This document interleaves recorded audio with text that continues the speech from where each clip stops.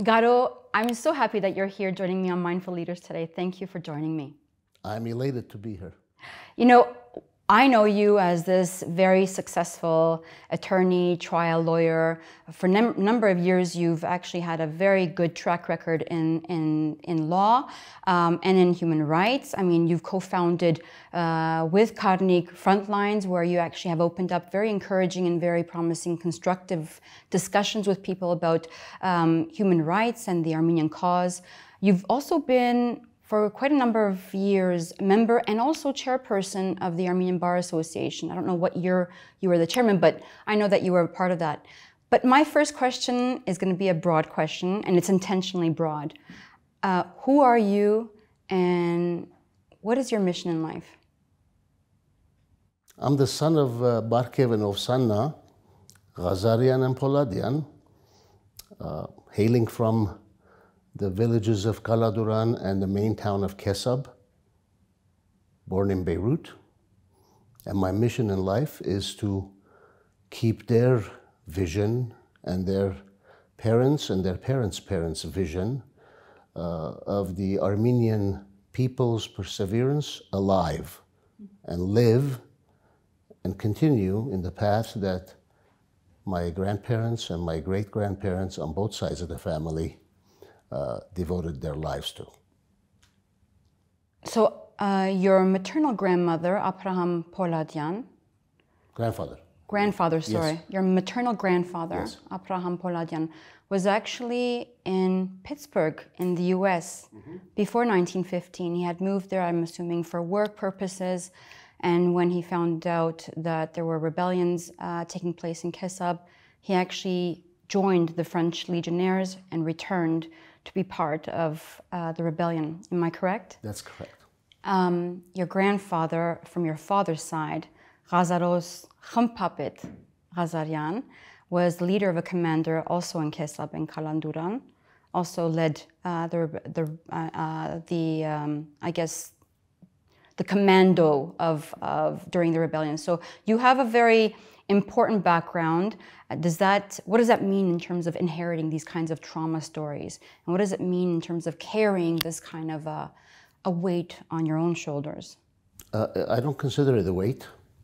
I consider it an arsenal of weapons because I was inspired by my maternal grandfather, Abraham Poladian's commitment, a commitment of a teenager who went to New York City from Pittsburgh and signed up with the French Legion and returned to be with his family and his people.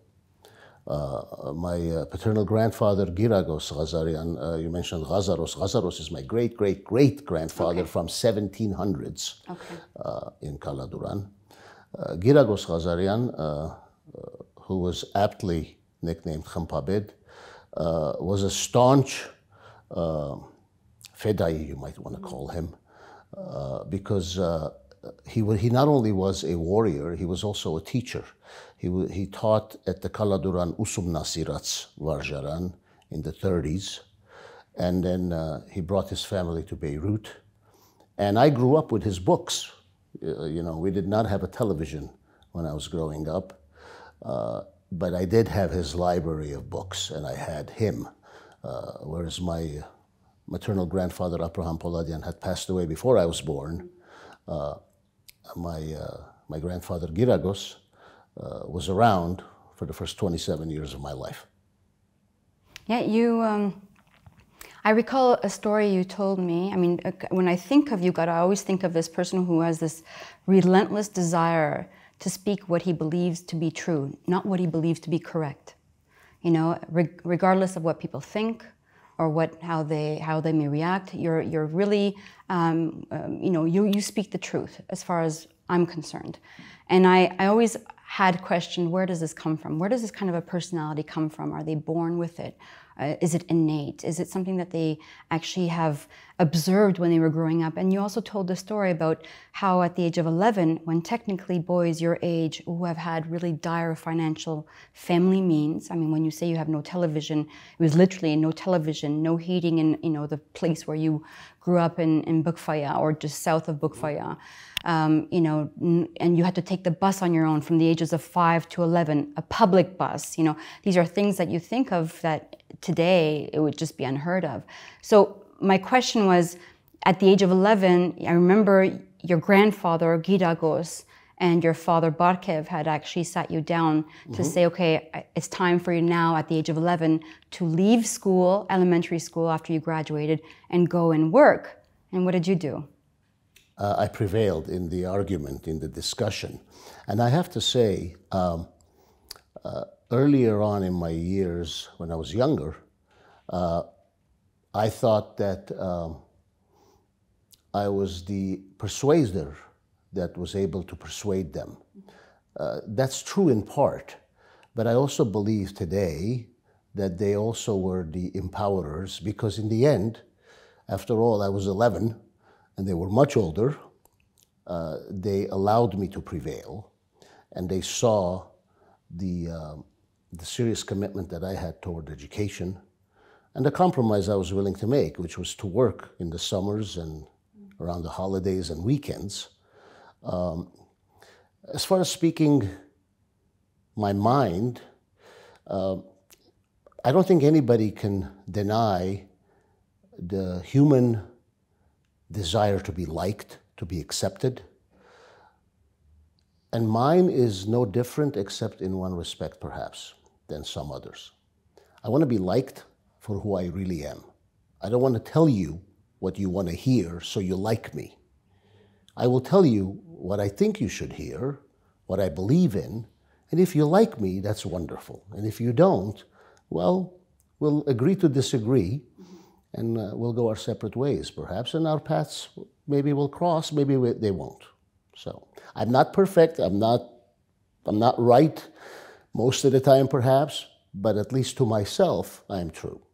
I'm actually very glad that you mentioned this, because recently I read a book by Jordan Peterson, who's a Canadian psychologist, famous scholar and author, and he speaks about how we must pursue the adventure of our life, even if that means facing our own inadequacies, and even if that means facing our own fears.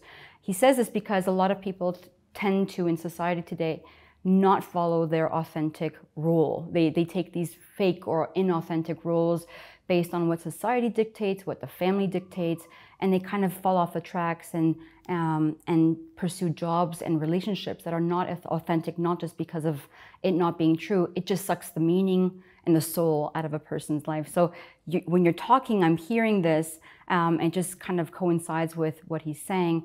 Now I'm thinking, you have 2 daughters. One who's actually going to be going to law school. She just finished in 3 years her undergrad.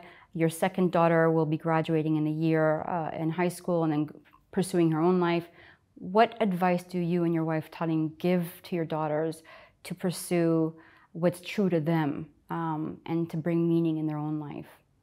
I don't think, per se, I recall an occasion where I or my wife have given any specific advice.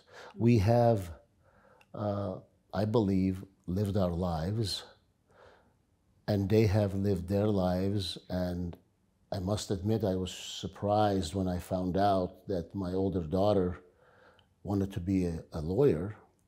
I don't recall ever having a conversation with her about it, but I do know that children are like sponges. They soak up everything, and they're watching and they're listening and they're hearing, whether you're speaking with them or not. But if I was to give any advice to my children, if my daughters were to come and ask me for any advice, I would tell them to follow their heart, their dreams. They don't have to impress me or anybody else. They don't have to be a lawyer. They don't have to be anything unless they want to be that particular thing, whatever that may be. There is only one life to live for any one of us. My father lived to be 90. My mother is alive at 90. They lived their lives. They had difficult lives, and their difficulties were a source of strength for me, because I saw how they navigated, regardless of all the challenges.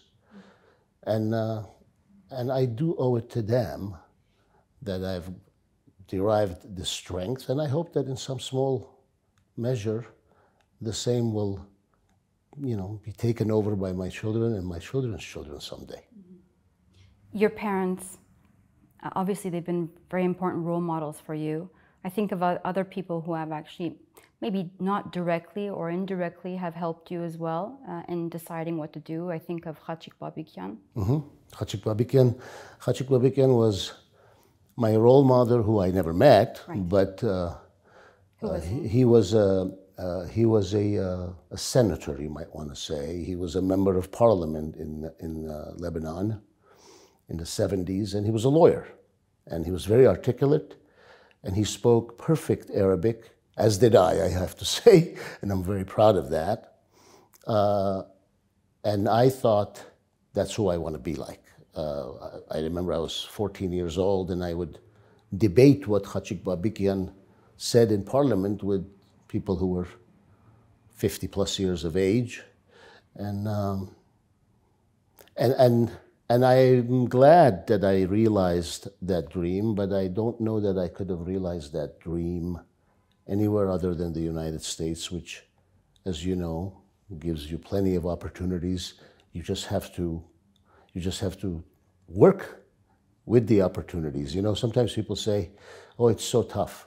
Well, yeah, but you have to get tougher. When the going gets tough, the tough get going. Well, that's a common saying. There's a reason for that. Yeah. Yeah.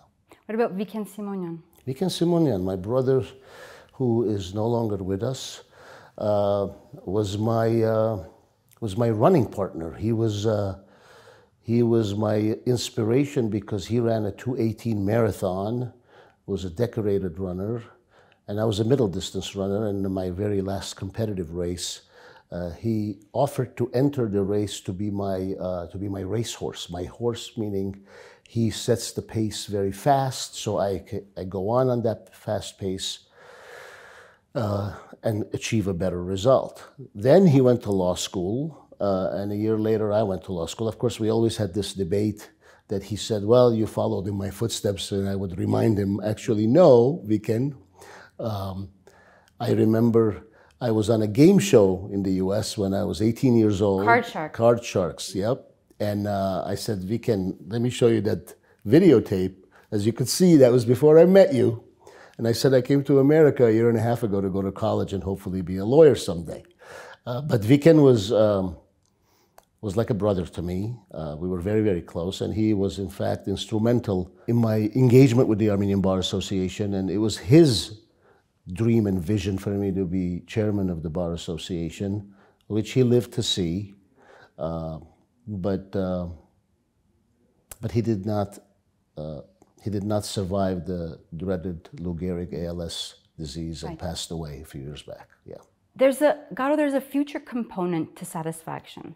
What I mean by that is that we always think that to be satisfied or to be happy in life, we think of something that we need to achieve in order to actually gain fulfillment or feel happy. You've had some very difficult times in your life. I mean, your family in Lebanon, while you were in Lebanon, you did not live a luxurious life. You had very difficult financial means, and you struggled, and you also saw success in life. Knowing both sides of the coin, what would you tell me? Is it really something that you look for, you have to achieve, you have to work hard to gain satisfaction? Or is it something that you have to learn to enjoy in the moment, the present? I could tell you this. Let's simplify it. Let's just say there was a time when we had no financial means as a family. I'm speaking about my parents and myself and my younger brother. And there was a time that I've achieved a great deal of success, and there's been ups and downs of life. But I have learned through it all how much money you do not need to live a happy and a productive life. We oftentimes measure a person's success by the nature of their professional accomplishments, by by the size of their bank account or their real estate holdings, the kind of car they drive, all of these material, insignificant symbols say nothing about the person other than the fact that the person has access to money. But people make money. Money does not make people. If you want, for me, if you want to be a productive person and satisfied, you have to wake up every morning, make the best of your day, and at the end of the day, you have to take inventory of what it is that you did that day. Perhaps you just rested that day. You didn't do anything, but that is not a waste of time. A waste of time, resting. And in that context, I'm compelled to say that, you know, one of my biggest frustrations about us as Armenians, is that we as Armenians, some of us, perhaps many of us, don't do much of anything, if anything, on any given day to advance something about Armenians. And it's very easy to do that. You could take 5 minutes of your day and speak to a non-Armenian about something Armenians are going through. And that one person may just share that with another non-Armenian or another Armenian who is unaware of what's going on. That is something that drives me every day. Oftentimes people say, do you still practice law? Yes, I practice law. I have plenty of wrongfully accused clients who I represent in criminal courts in the US. But at the same time, I make plenty of time to satisfy my soul in terms of Armenian issues, in terms of Armenian national, international, cultural, youth-related, educational, whatever the challenge is. I think I and every other Armenian, every other human being is up for it. The question is, are we willing to be up for it? What do you think is the reason? Is it because we've been recognized, or we think we're a very individualistic nation or a people? We don't really have that unified or collective vision of the future. What is the reason why we have these issues we have today? You know, it's interesting you mentioned the individualized aspect of things. I'm very much of an individual. I don't belong to any political party, so-called traditional Armenian political parties. I'm not part of any group. I'm no longer part of the Armenian Bar Association. I left it about 1.5 years ago or so. But I've always been a lone ranger. And being a lone ranger doesn't mean you cannot collaborate and work with others, or with organizations, or with political parties, or with any benevolent associations. You can. The problem I think we have as Armenians is that we think we know everything, and while we are very opinionated, and it's good to be opinionated, it's good to have strong opinions, we're not open-minded. We're very much closed-minded.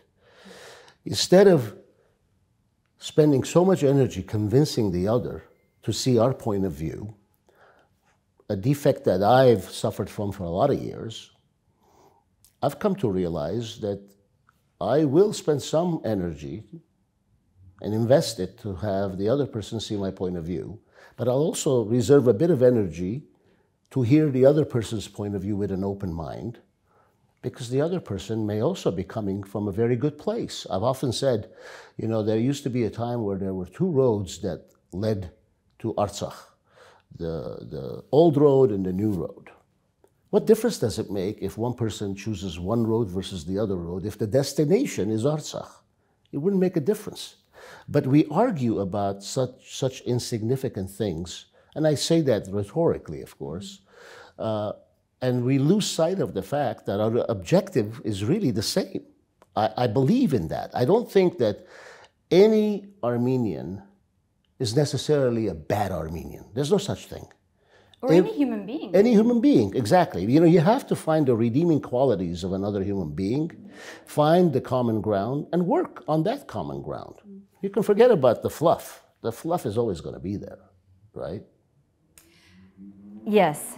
So the one question I want to ask you as a closing, maybe you can give a remark. Then with all that you've been doing since the 2020 Artsakh War, with Frontlines and really bringing to the table different conversations of what's happening, you know, not just on the ground, but minute by minute of what's taking place, the good, the bad, the ugly, everything that really impacts this nation. I'm not saying just this country, but the nation as a whole. I'm just curious to know how you see the future of Armenia and Armenians in Artsakh. How I see the future? Well, if I could read the future, I would be far ahead, wouldn't I? I would be at Republic Square and Freedom Square, and I would reveal it to all. You know, there's no sense in keeping it to myself because the nation's future and my future are intertwined. They're one and the same. That's how I see it. I could say this. Look, Kardig and I, you know, with the front lines you mentioned, it was born out of an imperative to bring the reality of the ground to everybody and anybody, anywhere and everywhere. Today we have new challenges. We have new challenges from Jerusalem to Artsakh.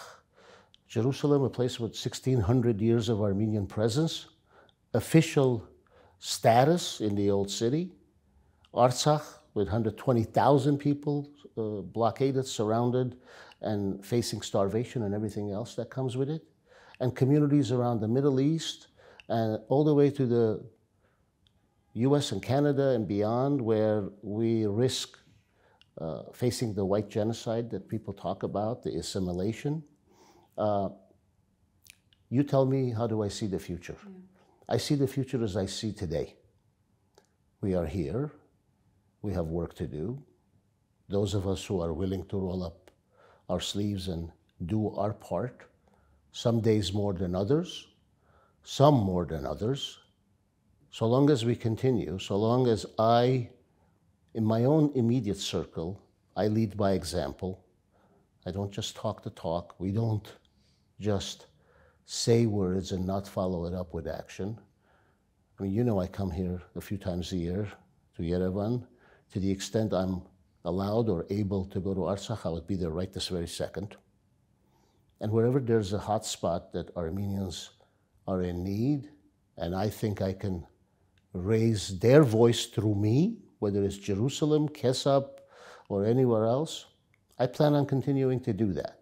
And my hope is that many others who are doing that, the many unsung heroes everywhere, from Artsakh to Jerusalem, the young activists there, to the US, will continue to do that, because despair is not for Armenians. There's a reason why, beyond the genocide, my grandparents gave birth to my parents.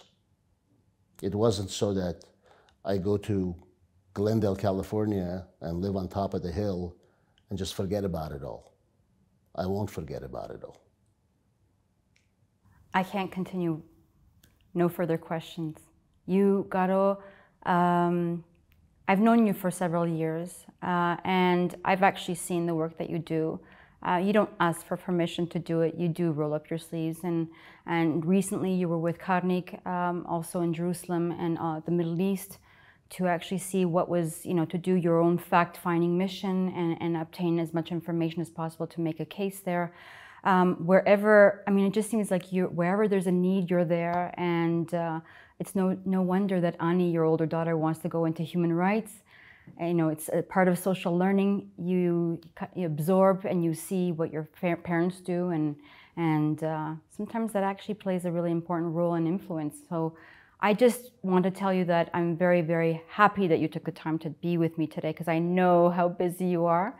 And I want to encourage you to continue doing this for as long as you can. Speak your truth, and always inspire the rest of us as much as you can. Thank you, Garo. I'm touched. Thank you. Thank you.